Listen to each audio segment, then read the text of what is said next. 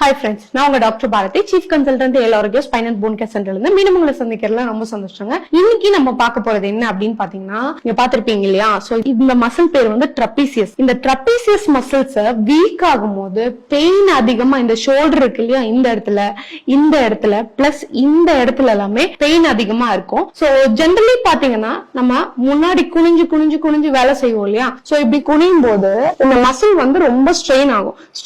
Strain ஆக இந்த மசிலுக்கு வந்து ஓவர் லோட் போயிட்டே இருக்கும். ஃபார் எக்ஸாம்பிள், நீங்க 1 இன்ச் முன்னாடி குனிறீங்க அப்படின்னா ஒரு 15 கிலோ வெயிட் வந்து இந்த மசில் மேல ஸ்ட்ரெயின் கொடுக்குறீங்கன்ற அர்த்தம். இதுவே 2 இன்ச் குனிறீங்க அப்படின்னா அது அப்படியே டபுள் ஆயிடும். சோ அந்த மாதிரி வெயிட் அதிகமா கொடுத்து ஸ்ட்ரெயின் பண்ணி நீங்க கம்ப்யூட்டர்லயோ இல்ல ஏதாவது குனிஞ்சு வேலை செய்யும் போது, சோ இப்ப கார்பெண்டர்ஸ் எல்லாம் என்ன பண்ணுவாங்க அப்படின்னா நல்லா குனிஞ்சு அப்படியே கட் பண்ணிட்டு இருப்பாங்க. வெல்ட் பண்ணும்போது அப்படியே நல்லா குனிஞ்சு வெல்டு வைப்பாங்க. சோ இவங்களுக்கு எல்லாம் அதிகமா ஸ்ட்ரெயின் வந்து நெக் மேல போயிட்டே இருக்கும். ஆனா அவங்க எந்த எக்ஸசைஸும் நெக்குக்கு வந்து கொடுக்கவே மாட்டாங்க. இப்ப பைக் ஓட்டுறாங்கன்னு வச்சுக்கோங்களேன், கரெக்டா இவரு நின்னுட்டு இருக்க இதே பொசிஷன்ல ஓட்டுவாங்க. நெக்க வந்து முன்னாடி தள்ளிக்குவாங்க. அதுக்கப்புறம் இந்த கை ரெண்டும் இப்படியே வச்சுட்டு ரைஸ் பண்ணிட்டு ஓட்டிட்டே இருப்பாங்க இல்லையா? சோ அப்பவுமே பாத்தீங்கன்னா இந்த மசில் வந்து இங்க ஓவர் ஸ்ட்ரெயின் ஆகும். ஸ்ட்ரெயின் ஆகிக்கிட்டே இருக்கும் போது ஒரு ஸ்டேஜ்ல வந்து இங்க வந்து பெயின் இருந்துட்டே இருக்கும். சோ பெயின் இருக்கும்போது நம்ம என்ன பண்ணுவோம், இப்படி எல்லாமே ஆட்டி வந்து நம்ம சொடக்கு எடுப்போம். இதெல்லாம் ட்ரை பண்ணுவோம். இந்த சொடக்கெல்லாம் எடுத்து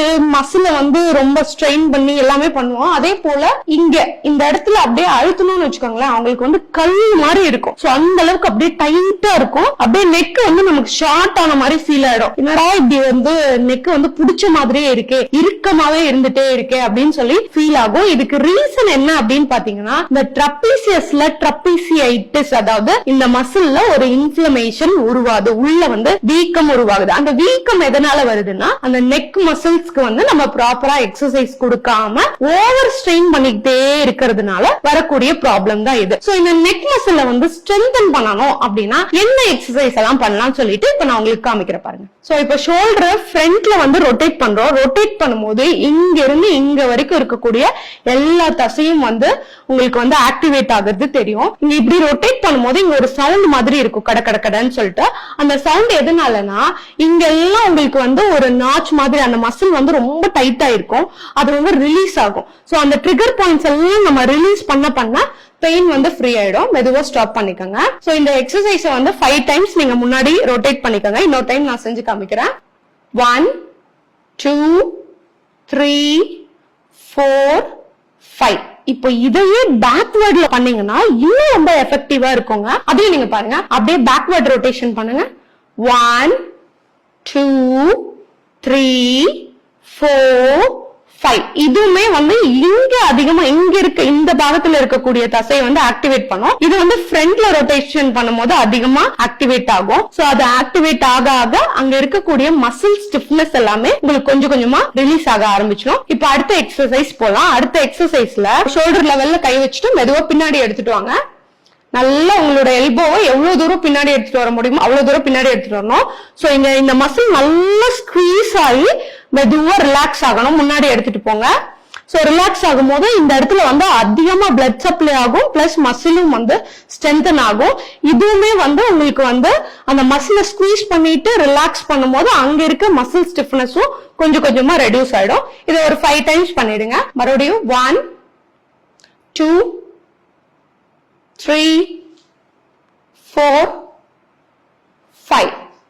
அது மட்டும் இல்லாம இங்க இருக்கக்கூடிய போன், இந்த பட்டர்ஃபிளை ஷேப்ல இருக்கு இல்லையா, இந்த போன் வந்து உங்களுக்கு வந்து ஸ்கேப்புலான்னு சொல்லுவோம். அந்த போனுமே வந்து உங்களுக்கு வந்து ஸ்ட்ரென்தன் ஆகிறதுக்கு, பிளஸ் இதுக்கு அடியில இருக்க நிறைய மசில்ஸ் வந்து ஸ்ட்ராங் ஆகிறதுக்கு இந்த எக்ஸசைஸ் வந்து ரொம்பவே யூஸ்ஃபுல்லா இருக்கும். இப்ப அடுத்த எக்ஸசைஸ் பார்க்கலாம். இந்த எக்ஸசைஸ் பண்ணும்போது மைல்டா பெயின் இருக்கும், பட் ஆனா பயங்கரமான ரிலீஃபும் இருக்குங்க. ட்ரை பண்ணி பாருங்க. மெதுவா உங்களுடைய கழுத்தை வந்து ஒரு சைடு, உங்களோட இடது பக்கம் மறுபடியும் மெதுவா எடுத்துட்டு வாங்க.